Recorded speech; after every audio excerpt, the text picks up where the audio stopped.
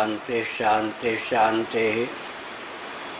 नामापिते च मधुरम मधुरम स्वरूपम कर्मापिते च मधुरम मधुरा स्मृतिश्च। बुद्धिं प्रबोधय प्रभो मधुबोध शक्तिं विद्यां प्रयच्छ परमं परिभावयामि। नारायणाखिल गुरो भगवन् नमस्ते। नारायणाखिल गुरो भगवन् नमस्ते। नारायणाखिल गुरो भगवन् नमस्ते। महाभारत शांति पर्व 216 अध्याय श्लोक 6 में कर्मेंद्रिय और ज्ञानेंद्रियों के सो जाने पर मन के जगे रहने पर स्वप्न होता है, यह कहा गया। महाभारत शांति पर्व 216:6 इंद्रियाणाम समात् स्वप्नमाहु सर्वगतं बुधः मनस्त्वप्रलीनत्वात् तदाहुर्निदर्शनम्। इंद्रियाणाम समात् स्वप्नमाहु सर्वगतं बुधः सर्वगतं बुधः मनस्त्वप्रलीनत्वात् तदाहुर्निदर्शनम्।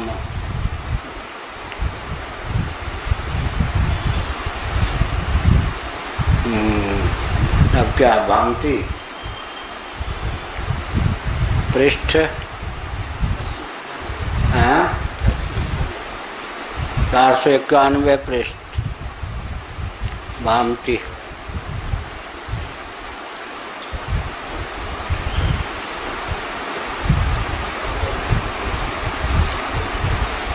अथ समन्वय लक्षणे केयम, यही ना,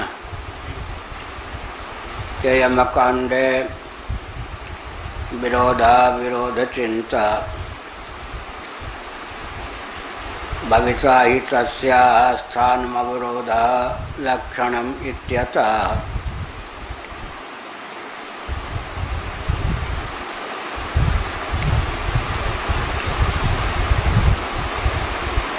समन्वय लक्षण तत्व समन्वयात् ब्रह्मसूत्र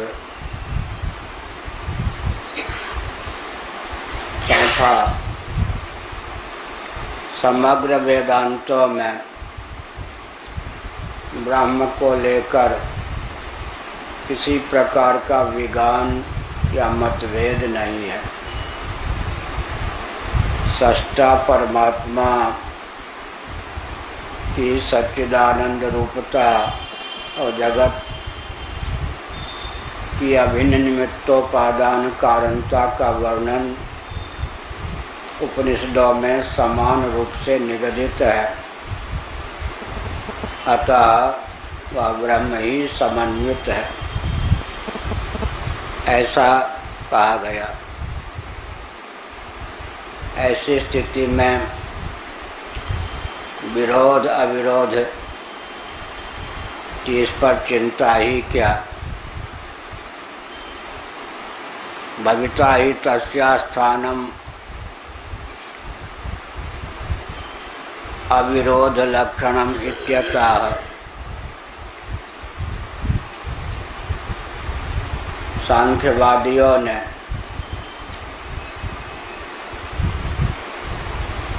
ब्रह्म का अर्थ प्रकृति प्रदान या व्यक्त किया और उसे त्रिगुणात्मक माना, मूल प्रकृति भी कह दिया। वह किसी से अभिव्यक्त नहीं है और महदादि कार्य प्रपंच उसी से उत्पन्न है, ऐसा बताया। उन आनुमानिक सांख्यों ने वेदांत वेद्य ब्रह्म को स्वीकार ही नहीं किया। उन्हीं की ओर से ब्रह्म को लेकर जो आक्षेप प्राप्त है संक्षेप का यहाँ पर विशेष रूप से निराकरण किया गया है। समन्वय अध्याय से इसकी यह संगति है। साथ ही साथ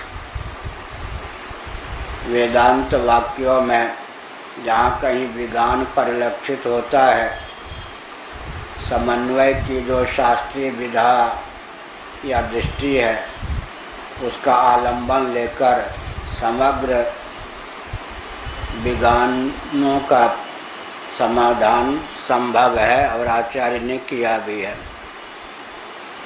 प्रतिपादितम ब्रह्मणो लक्षणम, यह भाष्यकार का वचन है जो उद्धृत किया भामतीकार ने। ब्रह्म का लक्षण बता दिया गया। यतो वायुमानि भूतानि जायन्ते, इन श्रुतियों के आधार पर जन्माद्यस्य यतः इस सूत्र की प्रवृत्ति हुई। जगत की उत्पत्ति स्थिति समृद्धि जिससे संभव है वही ब्रह्म है। तटस्थ लक्षण लक्षित ब्रह्म का यह स्वरूप है। पूर्व पक्ष का अभिप्राय यह है कि जगत को लेकर ही तो तटस्थ लक्षण लक्षित ब्रह्म का प्रतिपादन हो सकता है।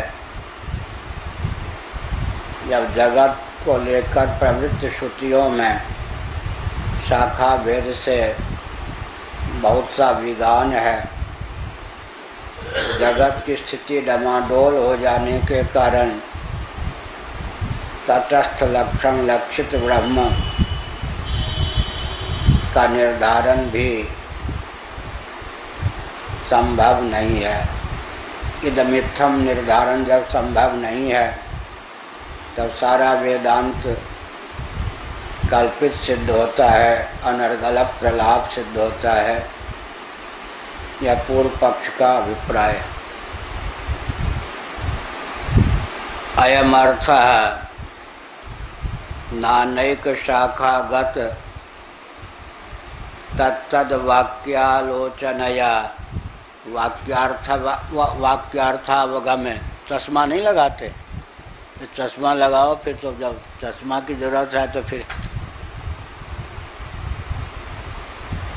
वाक्यार्थावगमे पर्यवसिते सति प्रमाणांतर विरोधेन वाक्यार्थावगते अप्रामाण्यम आशंक्य अविरोध व्युत्पादनेन प्राप्त प्रामाण्यम व्यवस्थापनम अविरोध लक्षणार्थः प्रासंगिकम तो तत्र सृष्टि विषयाणाम वाक्यानाम परस्परम अविरोध प्रतिपादनम न तो लक्षणार्थः। अब कहते हैं इस संदर्भ में अयम अर्थ यह अभिप्राय है। अनेकों शाखाएं हैं उपनिषदों में, कोई ऋग्वेद से संबद्ध, कोई यजुर्वेद से संबद्ध, कोई सामवेद से संबद्ध, कोई अथर्ववेद से संबद्ध उपनिषद। एक एक वेद से संबद्ध कई उपनिषदें हैं। मुक्तिकोपनिषद के अनुसार वेद की जितनी शाखाएं हैं उतनी उपनिषदें होनी चाहिए। भाष्यकार नहीं, महाभाष्यकार। वेद व्याकरण के भाष्यकार को महाभाष्यकार कहते हैं, अन्य भाष्यकारों को भाष्यकार कहते हैं, व्याकरण के भाष्यकार को महाभाष्यकार कहते हैं। क्योंकि व्याकरण सब ग्रंथों का उपजीव्य है। व्याकरण दुर्बल है तो किसी ग्रंथ में निर्बाध गति नहीं हो सकती। इसलिए महाव्याकरण, व्याकरण महाशास्त्र है, उसके भाष्य को महाभाष्य संज्ञा प्राप्त है। उपनिषदादि के भाष्य को भाष्य संज्ञा प्राप्त है। इसीलिए छांदोग्य श्रुति के 7वें अध्याय में वाक्य का भी वाक्य या वाको अवाक, वाक की भी वाक कहा गया व्याकरण को। तो उसके ऊपर ही सब भित्ति निर्भर है। अतः व्याकरण के भाष्यकार को महाभाष्यकार कहा जाता है। वह जो महाभाष्य है उसके अनुसार 1131 वेदों की शाखाएं सिद्ध हैं। सूत्र संहिता के अनुसार भी और शीतोपनिषद आदि के अनुसार, मुक्तिकोपनिषद के अनुसार विचार करें और भी कई स्थल हैं तो 1180 तक वेदों की शाखाएं सिद्ध हैं। एक एक शाखा से संबद्ध एक एक उपनिषद मान्य है। तो 1131 या 1180 उपनिषदें होनी चाहिए प्रामाणिक, जो आजकल सुलभ नहीं है। मुक्तिकोपनिषद में 108 उपनिषदों का वर्णन है। पूर्वोत्तर भेद से उनकी संख्या 112 हो जाती है। तो शाखा प्रशाखा भेद से उपनिषदों में भेद है। लगभग 13 प्रकार से सृष्टि का प्रतिपादन उपनिषदों में सुलभ है और विधान भी उनमें पर्याप्त है। ऐसी आशंका पूर्व पक्ष के द्वारा की गई। यद्यपि सूत्रकार ने सृष्टि परक श्रुतियों में जो विज्ञान पर लक्षित है उसका उत्तर दिया है, लेकिन दूसरी विधा यह भी है कि सृष्टि परक श्रुतियों में विज्ञान का अभिप्राय वेदांतों का तात्पर्य सृष्टि के प्रतिपादन में सन्निहित नहीं है, क्योंकि सृष्टि के विज्ञान से मोक्ष रूप प्रयोजन की सिद्धि भी संभव नहीं है। उपनिषदों की प्रवृत्ति तो केवल मोक्ष की सिद्धि के लिए हुई है, लेकिन केवल सृष्टि का विज्ञान अनात्म विज्ञान ही है।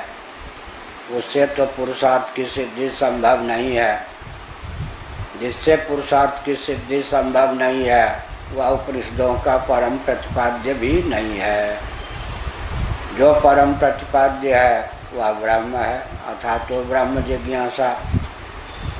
उस ब्रह्म को लेकर, सृष्टा को लेकर किसी प्रकार का विज्ञान है नहीं। फिर आगे भामतीकार कहेंगे कि तटस्थ लक्षण लक्षित भी तो ब्रह्म नहीं है, स्वरूप लक्षण लक्षित ब्रह्म ही तो मुख्य है। सच्चित आनंद जिसका लक्षण है, तो स्वरूप लक्षण को लेकर तो कोई आक्षेप हो ही नहीं सकता है। तटस्थ लक्षण लक्षित ब्रह्म को लेकर जो आक्षेप होता है वो भी ब्रह्म में सृष्टित्व न हो तब तो हो, लेकिन सोपाधिक ब्रह्म में सृष्टित्व है। वह सर्वव्यापक है, ज्ञानवान है, इच्छावान है, प्रयत्नवान है, सर्वज्ञ है, सर्वशक्तिमान है। इस प्रकार तटस्थ लक्षण लक्षित जो सर्वेश्वर जगत का निमित्त कारण है उसको लेकर भी किसी प्रकार का विज्ञान विभेद मतभेद उपनिषदों में सुलभ नहीं है। अतः पूर्व पक्ष निरस्त है। नानैक शाखा गत तत्त वाक्यालोचनया वाक्यार्थावगमे वाक्य का आलोचन करते हैं। तत्त वाक्य का आलोचन करने पर वाक्यार्थ का अधिगम होता है और पर्यवसिते सति प्रमाणांतर विरोधेन वाक्यार्थावगते अप्रामाण्यम आशंक्य प्रमाणांतर का अर्थ हो गया सांख्य को लेकर। अगर हम आक्षेप करते हैं तो वाक्यार्थ की अवगति में अप्रामाणिक की शंका होती है, क्योंकि वाक्यगत भेद वाक्यार्थ की सिद्धि में भी भेद उपस्थापित करता है, अतः सांख्यों का आक्षेप प्राप्त होता है। अविरोध व्युत्पादनेन प्राप्त प्रामाण्य व्यवस्थापनम अविरोध लक्षणार्थः। अब सूत्रकार का दायित्व है जिसका निर्वाह उन्होंने दक्षतापूर्वक किया है। जहाँ श्रुतियों में सृष्टि वाक्य को लेकर विज्ञान परिलक्षित है, उनमें भी विज्ञान वास्तव में सिद्ध नहीं है, सामंजस्य ही सिद्ध है। केवल अभिप्राय या तात्पर्य विशेष को समझने की आवश्यकता है। अविरोधाध्याय के माध्यम से विरोध का परिवार किया गया है, यही अभीष्ट भी है।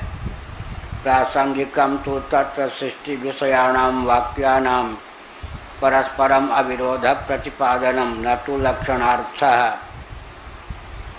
प्रासंगिक तो यहाँ पर यही है कि सृष्टि विषयक जो वाक्य हैं परस्परम अविरोध प्रतिपादनम न तो लक्षणार्थः।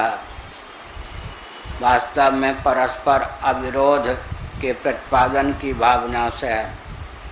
वास्तव में तो ब्रह्म का लक्षण अपने स्थान पर ज्यों के त्यों सुदृढ़ है, वह सृष्टा है और निरुपाधिक भूमिका में सच्चिदानंद तत्व ही है। वास्तव में सृष्टि हमारा प्रतिपाद्य विषय भी नहीं है। तत्प्रयोजनम तत्रैव प्रतिपादिष्यते, उसका जो प्रयोजन है वह उस स्थल में ही सूत्र के कार के द्वारा, भाष्यकार के द्वारा प्रतिपादन का विषय है। यह तो वाक्यानाम सृष्टि प्रतिपादकानाम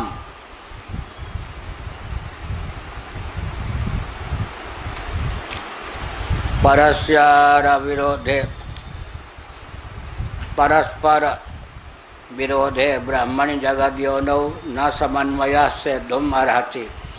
यहाँ तो पूर्व पक्ष के आक्षेप का तात्पर्य यह है कि तटस्थ लक्षण लक्षित जो ब्रह्म है वह तो सृष्टा है, जन्माद्यस्य यतः, जिससे जगत की उत्पत्ति स्थिति समृद्धि प्राप्त है, उसी का नाम तटस्थ लक्षण लक्षित ब्रह्म है।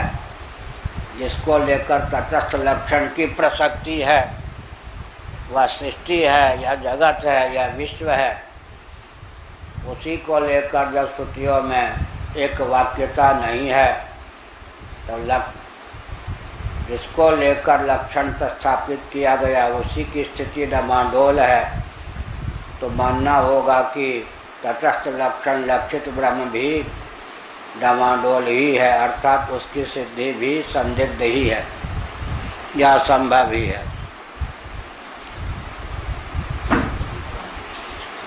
नारायण बची गए आरा। तथा च न जगत कारणत्वं ब्रह्मणो लक्षणम न च तत्र गति सामान्यम। ऐसी स्थिति में पूर्व पक्ष यही प्राप्त हुआ कि जगत कारणत्व ब्रह्म का लक्षण नहीं है। जगत ही जब डमाडोल है तब न च तत्र गति सामान्यम। अब किसी का शिष्य डमाडोल हो तो कह दिया जाए इसका गुरु भी डमाडोल है क्या? यह कोई अनिवार्य नियम है? किसी का बेटा पुत्र डमाडोल हो तो पिता ही डमाडोल है, सीधे आक्षेप कर दो, कोई उचित है क्या? कभी कभी पुत्र डमाडोल होते हैं, पिता डमाडोल नहीं होते, ऐसा है।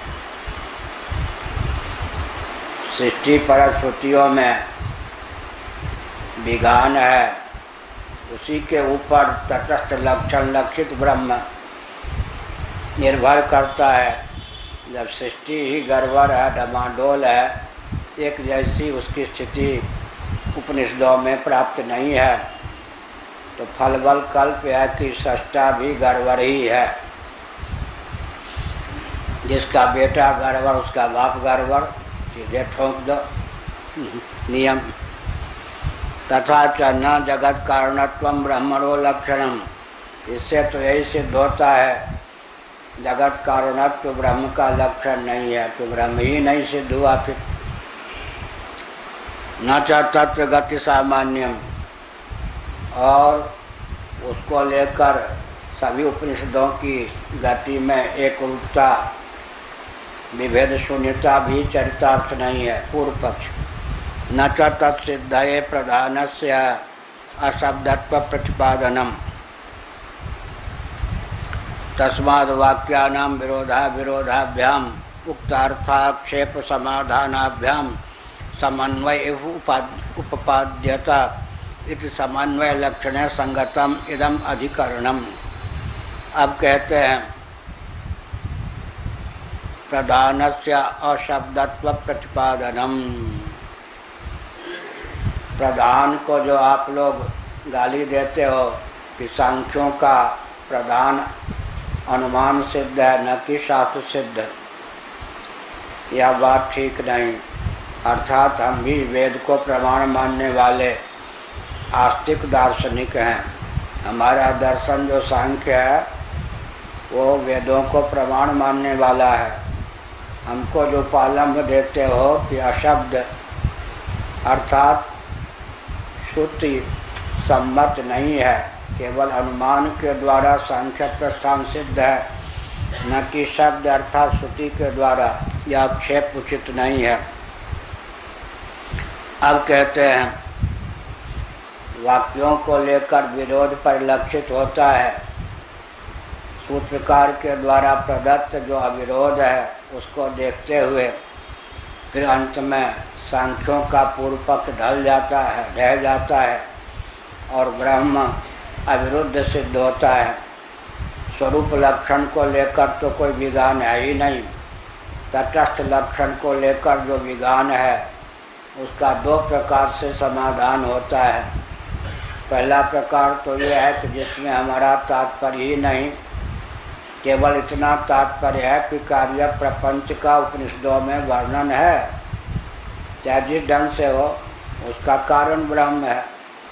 दूसरा समाधान यह है कि आपकी दृष्टि में विसंगतियां हैं सृष्टिपरक वाक्यों में, लेकिन समाधान की जो विधा है उस विधा में विसंगति परिलक्षित नहीं है। श्रीमद् भागवत के 11 स्कंध में एक अध्याय है,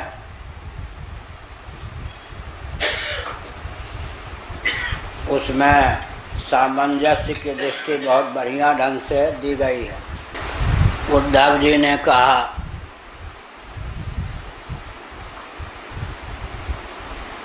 महान भावों में महर्षियों में तत्व की गणना को लेकर एक वाक्यता नहीं है। कोई इतना तत्व बताते, कोई इतना, कोई इतना, कोई इतना। तत्व की संख्या ही निर्धारित नहीं है, उनमें एक वाक्यता नहीं है। भगवान श्री कृष्ण ने समाधान किया, क्या कहा? विदुषाम किम अशोभनम। सभी सयाने एक मत, विदुषाम किम अशोभनम। तत्वज्ञ मनीषी जो हैं, जहाँ पर हमको विज्ञान परिलक्षित होता है उसका वो समाधान विज्ञान परिहार करने में समर्थ होते हैं। कहीं कहीं कारण में कार्य का अंतर्भाव कर दिया जाता है, कहीं कहीं कार्य में कारण का अंतर्भाव कर दिया जाता है, कहीं कहीं अंतर्भाव के बिना ही कारण का कारण रूप से और कार्य का कार्य रूप से निरूपण किया जाता है। 3 विधा हो गई ना। पहली विधा कारण में कार्य का अंतर्भाव कर दिया, दूसरी विधा कार्य में कारण का अंतर्भाव कर दिया, तीसरी विधा अंतर्भाव न करके कारण को कारण, कार्य को कार्य के रूप में प्रस्तुत कर दिया। इस दृष्टि से विचार करने पर तत्व की संख्या में, तत्वों के नाम में भेद हो जाता है। जहाँ कार्य कारण दोनों को क्रमशः लिखेंगे तत्व की संख्या बढ़ जाएगी। अंतर्भाव कर देंगे तो तत्व के नाम में और संख्या में अंतर पड़ जाएगा। लेकिन अंतर्भाव की दृष्टि का विज्ञान है तो सचमुच में विरोध का परिहार हो जाएगा। यहाँ कारण में कार्य का अंतर्भाव कर दिया, यहाँ कार्य में कारण का अंतर्भाव कर दिया तो कारण को कारण के रूप में, कार्य को कार्य के रूप में प्रस्तुत करके विज्ञान का परिहार कर देंगे। इसी प्रकार यहाँ पर कहा गया है। तैत्तिरीय में आकाश, वायु, तेज, जल, पृथ्वी का उल्लेख है। अब तेज में मान लो क्या करते हैं, यहाँ के जलवायु कैसा, जलवायु में जल और वायु दो शब्दों का प्रयोग है। जलवायु कहने पर जल में वायु का अंतर्भाव कर दिया जल में वायु का अंतर्भाव कर दिया। और ऊपर आकाश स्थिर है, नीचे आपेक्षिक स्थिर अचला पृथ्वी है, बीच में चंचल कौन है, तीन भूत हैं, जल, तेज और वायु। नीचे अचला पृथ्वी न हो, ऊपर सुदृढ़ आकाश न हो, ये तीनों गतिशील जो हैं, जल, तेज, वायु कहाँ रहे। अब क्या हो गया जी, पृथ्वी में अंतर्भाव कर दिया आकाश का, जल में वायु का, तो कितने तत्व रह गए, तीन रह गए, तेज, जल और पृथ्वी। ये हमने एकादश स्कंद की शैली से समाधान किया भाष्य में। तो यहाँ दूसरे ढंग से समाधान है, वो जो आएगा प्रसंग तब भाष्यकार बोलेंगे। जलवायु, जलवायु में जल के साथ वायु का योग हो जाता। क्यों हो जाता है? प्राण का पोषण किससे होता है? जल से। कहाँ लिखा है? छांदोग्य सूक्ति के 6ठे अध्याय में, आपोमय प्राण, तेजोमयी वाक और अन्नमय मन। आपका मन बड़ा तीव्र होगा सदा सदाया। अन्न खाने से किसका पोषण होता है? मुख्य रूप से मन का। पानी पीने से प्राण का। दो चीज़ आपकी बड़ी बुलंद होनी चाहिए, घी, दूध आदि तेजसप प्राय जो वस्तु हैं उनको चट कर जाने से वाणी बड़ी तेज रहती। तेजोमयी वाक तेजस, तेजसप प्राय, सुवर्ण भस्म तेजस। नहीं तो घी, दूध आदि झट से जो आग से मिल जाए, आग को उद्दीप्त कर दे। तेजसप प्राय वस्तु का सेवन करने पर वाणी तीव्र रहती। पहले लोग शुद्ध देसी घी पाते थे तो वाणी बुलंद रहती थी। कुछ गुरुदेव ने एक बार कहा, वो तो बचपन के बाबा थे, बाबाओं के लिए क्या है, मंत्र मंडलेश्वरों की बात छोड़ दीजिए, कभी घी घना, कभी मुट्ठी भर चना, कभी वो भी मना। क्या? कभी घी घना, कभी मुट्ठी भर चना, कभी वो भी मना। लेकिन पूज्य गुरुदेव कहते थे, देखो जब माइक का युग नहीं था, 10,000 श्रोताओं के बीच में हम बिना माइक के बोलते थे और लोग सुन लेते थे। कान भी लोगों की, कान कर्णेंद्रीय लोगों की स्वस्थ थी। माइक के कारण क्या हुआ, मंद पड़ गई कर्णेंद्र। और मैंने दर्शन नहीं किया है, लेकिन लोग कहते हैं काशी के उस पार जो रामलीला होती है, बिजली का उपयोग नहीं करते, मसाल का उपयोग करते, माइक का भी उपयोग नहीं करते। अब भीड़ कितनी होती है? 50,000 25,000 होती है। लोग कहते हैं हम तो गए नहीं, पुराने ढंग, न माइक का उपयोग करते हैं न बिजली का, मसाल। और रामलीला होती है, भीड़ बहुत होती है, वहाँ की रामलीला प्रसिद्ध है। तो तेजोमयी वाक तेजस प्राय वस्तु का सेवन करने पर वाणी बुलंद रहती है, और अन्न का सेवन प्रचुर करने पर मन बुलंद रहता है, और जल का सेवन करने पर प्राण बुलंद। पानी पीते, पानी कम पीते होंगे, हाँ ठीक है प्राण तो ठीक है आपके। यही कहा। तथा च न जगत कारणो लक्षणम, तथा च न जगत कारणत्वं ब्रह्मणो लक्षणम, न च तत्र गति सामान्यम, न च तत्सिद्धे प्रधानस्य शब्दत्व प्रतिपादनम। तस्माद् वाक्यानां विरोधाभ्याम उक्तार्थाक्षेप समाधानाभ्याम समन्वय एवं उपाद्यत इति समन्वय लक्षणे संगतम इदम अधिकरणम। यह जो अधिकरण है समन्वय लक्षण में चरितार्थ है। सांख्यों के आक्षेप का परिभार दो ढंग से किया गया है। पहला ढंग तो यह है कि सृष्टि का प्रतिपादन वेदांतों का लक्ष्य नहीं है।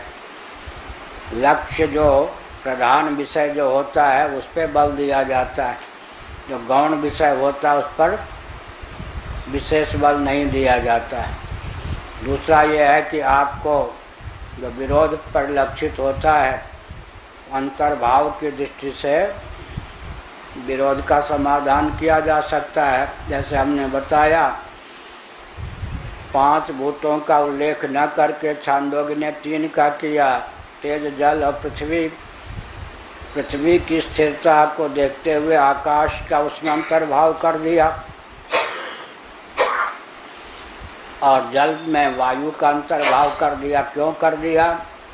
क्योंकि वायु व्यष्टि में वायु क्या है? प्राण।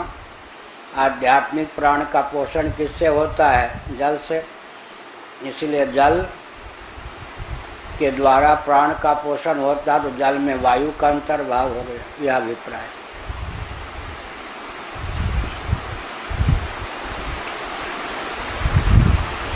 वाक्यानां कारणे कार्ये परस्पर विरोधतः समन्वयो जगद्योनौ न सिद्ध्यति परात्मनि। अब कारिका के द्वारा पूर्व पक्ष प्रस्थापित किया भामतीकार वाचस्पति मिश्र ने। वाक्यानां कारणे कार्ये परस्पर विरोधतः, वाक्यों का कारण में और कार्य में परस्पर विरोध होने पर जगत की योनि मन जगत का जो हेतु या कारण है ब्रह्म तटस्थ लक्षण लक्षित, उसमें फिर श्रुतियों का सामंजस्य सदता नहीं। अतः परमात्म जो तत्व है वही सिद्ध होता नहीं, जिसके ऊपर उसका तटस्थ लक्षण निर्भर है वही जब डमाडोल है तब वास्तव में तटस्थ लक्षण लक्षित आपका ब्रह्म भी सिद्ध होता नहीं। सदैव सौम्यदमग्र आसीत इत्यादि नाम कारण विषयाणाम असदवायदमग्र आसीत इत्यादि भीर वाक्य है कारण विषय विरोध। कारण विषय के बाद क्या पाठ? रेफ है ना वी के ऊपर? हाँ, इसमें नहीं है। विषय विरोध वी के ऊपर रेफ होना चाहिए। कार्य विषयाणाम अपि विभिन्न क्रम क्रमोत्पत्ति प्रतिपादका नाम विरोध। सदैव सौम्यदमग्र आसीत या छांदोग्य उपनिषद है इत्यादि वचनों के द्वारा कारण विषयाणाम असदवायदमग्र आसीत, यहाँ पर तो कारण को सत कहा। सजाति विजाति स्वगत भेद शून्य सत ही सृष्टि संरचना के पूर्व महाप्रलय की दशा में स्थित था, लेकिन इदमग्रे आसीत असद व तैत्रीय में एक जगह कह दिया गया या जो परिलक्षित सृष्टि है जगत है रचना के पूर्व महाप्रलय की दशा में यह तो असत ही था। एक जगह सत कारणवाद, एक जगह असत कारणवाद का उल्लेख हो गया। स्पष्ट ही विज्ञान है, सत असत नहीं, असत सत नहीं। तो कारण को लेकर विरोध हो गया। कार्य विषयाणामपि, अब कहें कि कार्य को लेकर विरोध नहीं है तो ऐसा भी नहीं। विभिन्न क्रम क्रमोत्पत्ति प्रतिपादका नाम विरोध है, क्रम में विरोध है। तैत्रीय उपनिषद में आकाश वायु तेज जल पृथ्वी यह क्रम है, जबकि छांदोग्य उपनिषद में दो का उल्लेख ही नहीं है, आकाश और वायु का। तेज जल और पृथ्वी क्रमिक तो तीन तत्व दोनों में, लेकिन दो अधिक हैं तैत्रीय में और दो कम हैं छांदोग्य में। तैत्रीय में आकाश वायु का उल्लेख है, छांदोग्य के 6ठे अध्याय में आकाश वायु का उल्लेख ही नहीं है। तो कारण में विरोध हो गया, एक जगह सत कारणवाद, एक जगह असत कारणवाद। तो ब्रह्म को लेकर विरोध हो गया और कार्य को लेकर विरोध हो गया। एक जगह 5 भूत, एक जगह 3 भूत। तथा कानिचित अन्य कर्तिकाम जगत उत्पत्ति माचक्षते वाक्यानि, कहीं कहीं तो ब्रह्म के द्वारा नहीं किसी अन्य के द्वारा ही सृष्टि की संरचना का वर्णन है। कानिचित स्वयं कर्तिकाम भगवान शंकराचार्य ने सब वचन उद्धृत कर दिया। कहीं कहीं अव्याकृत से सीधे सृष्टि की उत्पत्ति हो गई, किसी के ईक्षण की आवश्यकता नहीं, क्रम की आवश्यकता नहीं। युगपत एक कालावच्छेदन सबकी उत्पत्ति हो गई और स्वयं उत्पत्ति हो गई। अर्थात क्या हुआ, ईश्वर के संकल्प की आवश्यकता ही नहीं, स्वयं अव्याकृत से सृष्टि की संरचना हो गई।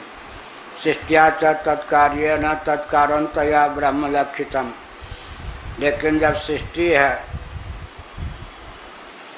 अर्थात कार्यात्मक प्रपंच है, उसके कारण के रूप में ही तो तटस्थ लक्षण लक्षित ईश्वर या ब्रह्म का प्रतिपादन किया गया है।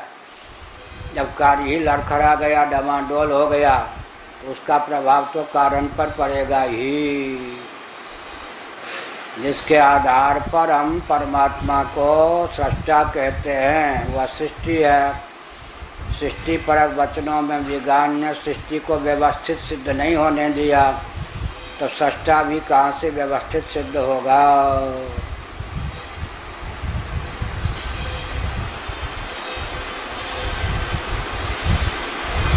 सृष्टि विप्रतिपत्तौ तत्कारणतायां ब्रह्म लक्षणे विप्रतिपत्तौ सत्यां भवति तल्लक्ष्ये ब्रह्मण्यपि विप्रतिपत्ति। सृष्टि में विप्रतिपत्ति है, विज्ञान है, विरोध है, एक वाक्यता नहीं है, तो उसका प्रभाव तो उसके कारण ब्रह्म पर भी पड़ेगा ही। विप्रतिपत्तौ, सेना हारती है तो माना कौन जाता है, सेनापति राजा हार गया। तो सृष्टि ही डमाडोल है तो सृष्टा के लक्षण पर प्रभाव पड़ेगा। सृष्टि सुव्यवस्थित और सृष्टा सुव्यवस्थित, सृष्टि ही डमाडोल है तो तटस्थ लक्षण लक्षित ब्रह्म भी कैसे सिद्ध होगा। सत्याम भवति तल्लक्ष्ये ब्रह्मणपि विप्रतिपत्ति। सृष्टि में विज्ञान न हो तो ब्रह्म के लक्षण में भी विज्ञान परिलक्षित न हो। सृष्टि डमाडोल है तो उसका प्रभाव तो तटस्थ लक्षण लक्षित परमात्मा या ब्रह्म की सिद्धि पर भी पड़ता ही है। तस्मात् ब्रह्मण समन्वयाभावात्, क्योंकि सृष्टि में विज्ञान है अतः सृष्टा परमात्मा की सिद्धि भी संभव नहीं है। अतः ब्रह्म में उपनिषदों के वाक्यों का समन्वय असिद्ध है।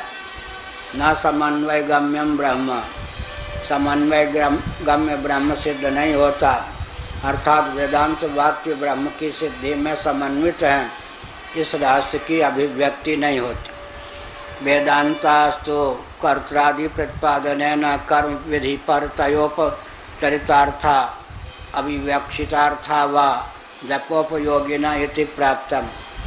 तब कहा गया भाई जब तुम वैदिक हो सांख्यवादी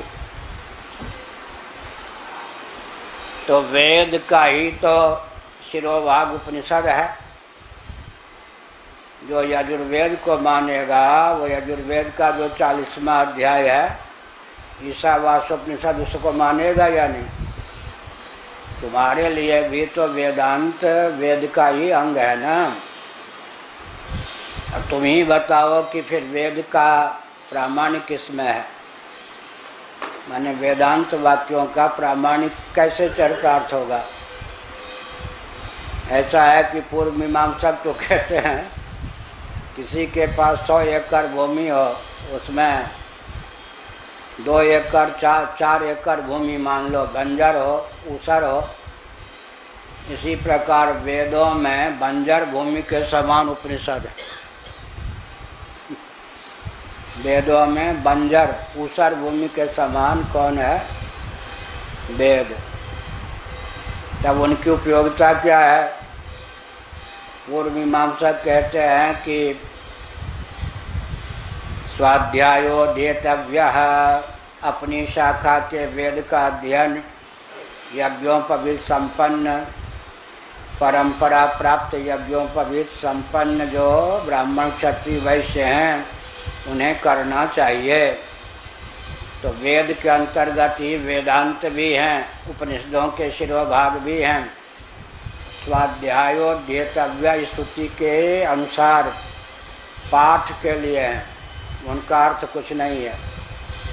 पाठ नहीं करोगे तो स्वाध्याय की पूर्ति नहीं होगी, तो वेदाध्ययन का फल नहीं मिलेगा। वो अर्थक ज्ञान प्राप्त करने के लिए नहीं, वो तो ऊसर हैं, उनका कोई अर्थ ही नहीं होता। सिरवा रे सिरवा तो हर बेगम कहाँ सिरवा सठे सिरवा पर गए कालक दागे मुखे बोल घर खेले का माल विमाल घर बाएते मानुष के लिए उठकर विश्राम सत्य धर्म तो ही पूछो सापिन सत्वा की तोड़ नाम हाथ चले हथानी चले वास विष नारी चले हथानी। ये क्या है? सर्प के विष को उतारने का मंत्र है, सावर मंत्र। तुलसीदास जी ने कहा सावर मंत्र जाल जय सिरजा, गिरिजा के पति शिव जी ने सावर मंत्रों के समूह को रचा। वो कोई छंदोबद्ध नहीं, उनका कुछ अर्थ नहीं होता है, लेकिन प्रकट प्रभाव महेश प्रभाव शिव जी के मुंह से निकल गया तो उसका प्रभाव ये होता है सर्प विष उतारने वाला मंत्र है। सर्प विष उतर जाएगा, बिच्छू के विष को उतारने वाला मंत्र है तो उतर जाएगा। प्रभाव तो है लेकिन अर्थ कुछ नहीं। इसी प्रकार पूर्व मीमांसक कहते हैं, यहाँ भी सांख्यवादी ने उतना अंश पूर्व मीमांसकों के आक्षेप का लिया। स्वाध्यायो देतव्य स्तुति के अनुसार संपूर्ण वेद का अध्ययन करेगा तो वेद की शाखा के रूप में या वेद के शिरोभाग के रूप में उपनिषद का भी अध्ययन करना ही होगा। उसका फल मिलेगा, पाठ का फल मिलेगा, अपूर्व फल मिलेगा, पुण्य की प्राप्ति होगी। दूसरे मीमांसक कहते इतना कठोर मत बनो भाई। ईशावास्यम इदग्गुम सर्वम, ईशावास्यम इदग्गुम सर्वम, इसका कोई अर्थ ही नहीं है। कहते एक ने का बिल्कुल अर्थ नहीं होता। दूसरे ने कहा इतना कठोर मत बनो, तो फिर दूसरे ने कहा ऊसर भूमि मत कहो। इसी प्रकार क्या कहते पूर्व मीमांसक, लुंज पुंज आना अंधा काना आदि जो है या व्राप्ति हो गया, कर्मकांड में अधिकृत नहीं रह गया, वो संन्यास ले। और हम लोग कहते अंग भंग विकल, अंग वैकल्य से युक्त सन्यासी नहीं हो सकता। उधर वो कहते हैं कर्मकांड से बहिष्कृत व्राप्ति हो गए, लंगड़ा है, अंधा है, काना है, बहरे हैं, किसी काम के नहीं, वो सन्यास, फालतू व्यक्ति सन्यास ले। पूर्व मीमांसा के कहते, हम लोग कहते हैं सन्यासी का दर्शन नारायण का दर्शन है। मंडन मिश्र, अरे मुंडी कहाँ से आ गया श्राद्ध के समय, भूत प्रेत। शंकराचार्य कोई गाली दे दे। सन्यासी का दर्शन घोर अशुभ, प्रवृत्ति मार्ग में तो अशुभ है या नहीं उनकी दृष्टि में। वैराग्य का मार्ग हुआ, प्रवृत्ति मार्ग में सन्यासी दिख गया, प्रवृत्ति में सफलता नहीं मिलेगी। इधर ये क्या कहते हैं, अर्चयत भूतिका महा मुंडक उपनिषद।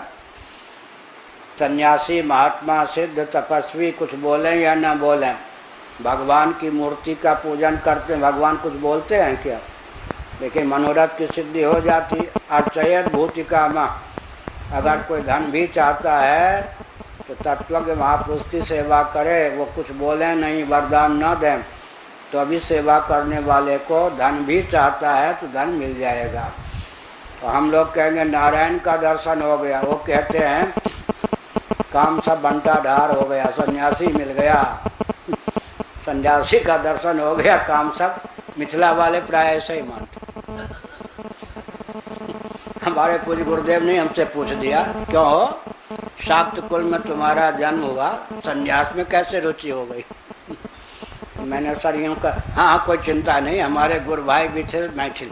तो गुरुदेव ने कहा, तो वो हमारे मित्र लोग भी हमारा दर्शन नहीं करते, बड़े दूर से करते, कहीं कपड़े का रंग न छिटकते पड़ते।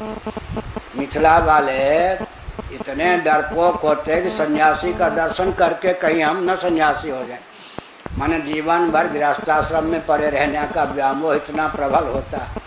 अंतर हो गया ना। हम लोग कहते हैं नारायण का दर्शन हो गया सारा काम बन जाएगा, वो लोग कहते हैं विपत्ति का दर्शन हो गया सारा काम बनता ढोर हो जाएगा। सब विपरीत। हम लोग कहते हैं कि हृष्ट सुंदर हो, कोई लुंज पुंज ना हो, वो सन्यास नारायण का स्वरूप है ना। जैसे कोई खंडित विग्रह हो तो उसकी प्रतिष्ठा नहीं होगी। वो कहते अंधा काना लंगड़ा कर्मकांड के किसी मतलब का नहीं, उसको भेज दो सन्यासी बनने के लिए। चरक संहिता में सन्यास एक रोग का नाम। सन्यासी की महिमा भी है। तो हमारे दोनों भाई देवयोग से डॉक्टर और वैद्य थे। तो दिल्ली में जो बड़े भाई थे उन्होंने एक व्यक्ति को मेरे पास भेज दिया। कहा कि उस व्यक्ति ने क्या कहा मालूम है, मुझे भी पागलपन हो गया था तो मैं बाबा हो गया था। एक व्यक्ति ने कहा मेरा दिमाग भी कुछ खराब हो गया था, आपका दिमाग जैसे खराब है ऐसे कहा। लेकिन दिमाग ठीक हो गया तो देखिए मैं गृहस्थ हो गया। ऐसे ही आप अपना दिमाग ठीक कीजिए। फिर उसने फिर उनको हमारे बड़े भाई ने सिखा दिया था कि चरक संहिता कभी पढ़ी है। चरक संहिता में संन्यास नामक एक रोग होता है, वही रोग आपको लग गया। वहाँ संन्यास लिखा है, संन्यास नामक रोग है, मतलब सन्यासी जैसा। वहाँ संन्यास का सन्यासी जैसा है, न बोलता है न कुछ, हाँ हूँ कर देता है तो हो गया संन्यास। अमनस्क रहता है, उदासीन रहता है, तो उसका नाम ही रख दिया चरक संहिता ने संन्यास नामक रोग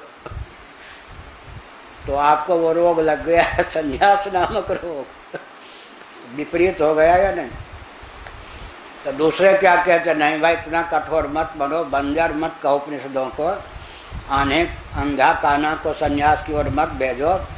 आखिर ईसावास्यम इत्यादि का सबका अर्थ है, लेकिन अंत में क्या है, अर्थवाद है। वो पूरी उपनिषद अर्थवाद है। क्या मतलब हुआ, शुद्ध बुद्ध मुक्त आत्मा के शुद्धत्व बुद्धत्व मुक्तत्व का जहाँ वर्णन है वहाँ कर्ता की प्रशंसा है। आत्मा अकर्ता है ऐसा नहीं। जैसे कोई अपनी बेटी को रानी कह दे और अपने बेटा को राजा कह दे। अपने बेटा को शाबाश मेरे शेर, तो शेर थोड़े हो गया वो। बेटी को रानी कह दिया तो बेटी रानी थोड़े हो गई। बेटा को राजा कहा तो राजा। वो तेजपाल शर्मा जी की बेटी का नाम था रानी, और वो जो है था कृष्णा के बेटा का नाम राजा।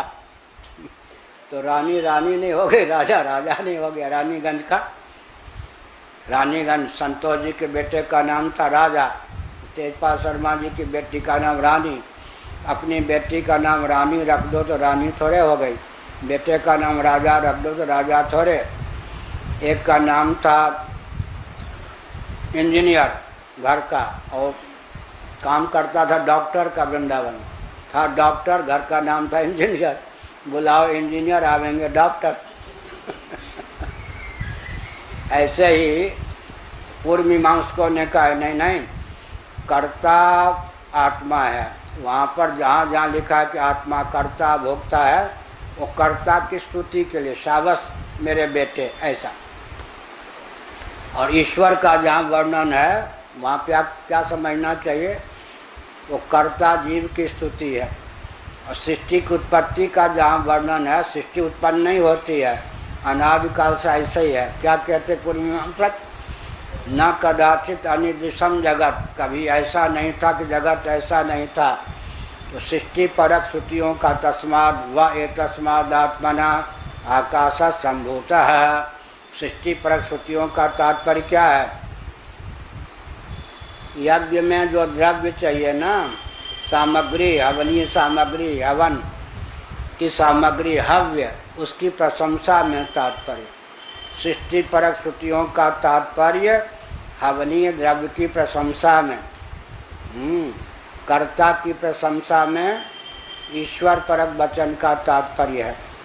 और जीव के अकर्तृत्व अभोक्तृत्व का जो वर्णन है वो भी जीव की प्रशंसा में प्रयुक्त है।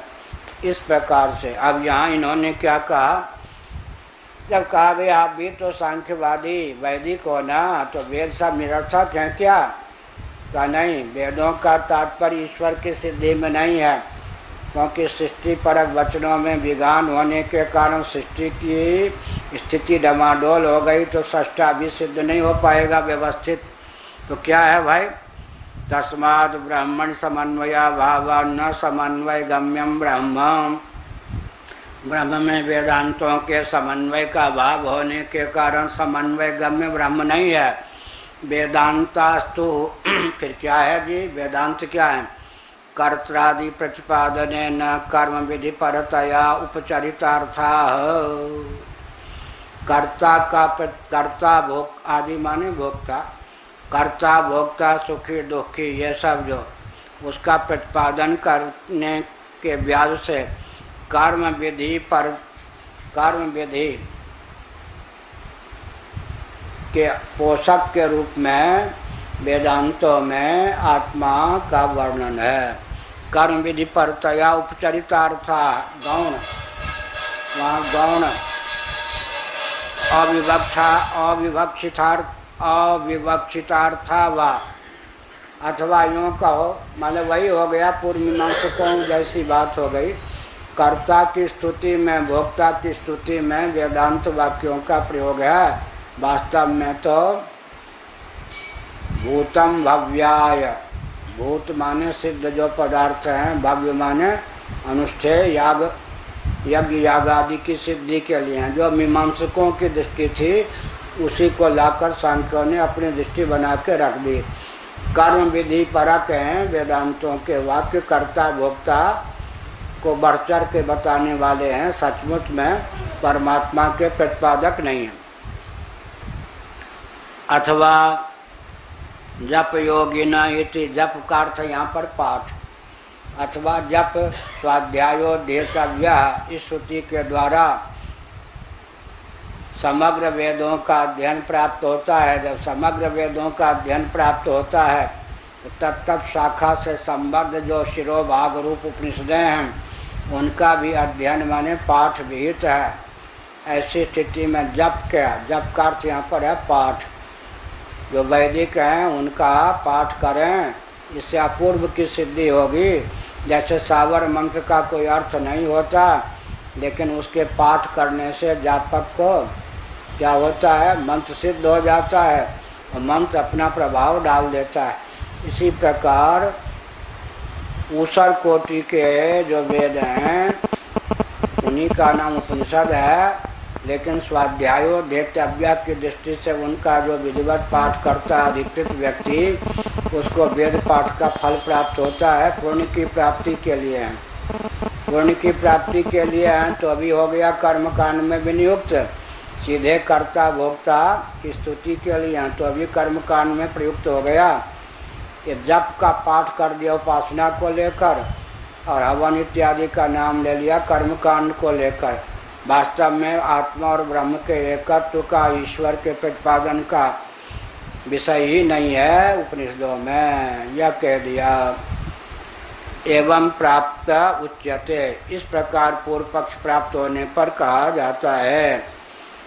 अब यह कल पाठ चलेगा आगे। ओम पूर्णमदः पूर्णमिदं पूर्णात् पूर्णमुदच्यते पूर्णस्य पूर्णमादाय पूर्णमेवावशिष्यते। ओम शांति शांति शांति। नामापि चेत मधुरम मधुरम स्वरूपम, कर्मापि चेत मधुरम मधुरा स्मृतिश्च। बुद्धिं प्रबोधय प्रभो मधुबोध शक्तिं, विद्यां प्रयच्छ परमां परिभावयामि। नारायणाखिल गुरो भगवन् नमस्ते, नारायणाखिल गुरो भगवन् नमस्ते, नारायणाखिल गुरो भगवन् नमस्ते। हर हर महादेव।